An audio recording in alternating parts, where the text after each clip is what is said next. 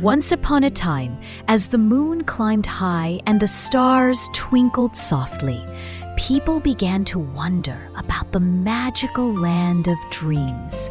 For centuries, curious minds have tried to discover why dreams visit us each night. Even the wisest scientists admit they still don't fully know, but they do have some ideas to share. Dreams are like tiny movies playing in our minds while we sleep.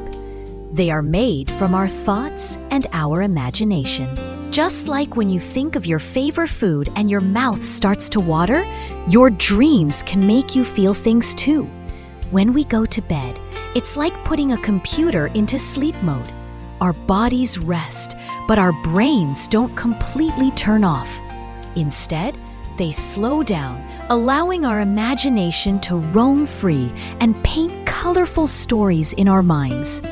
Often we dream about things from our everyday life, going to school, playing with friends, spending time with our families, or about something important that is about to happen. Sometimes, even animals dream. Cats, for example, seem to dream about chasing things they love to catch. Some scientists believe dreams help us remember things better, especially if we are still learning, like school children trying to remember their lessons.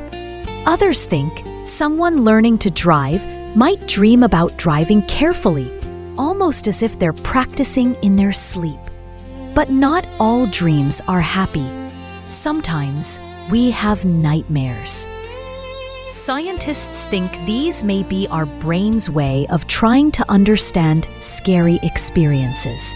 They even suggest that if we imagine a happy ending for our nightmares, we might not feel so frightened the next time we dream. In the end, no one truly knows where dreams come from.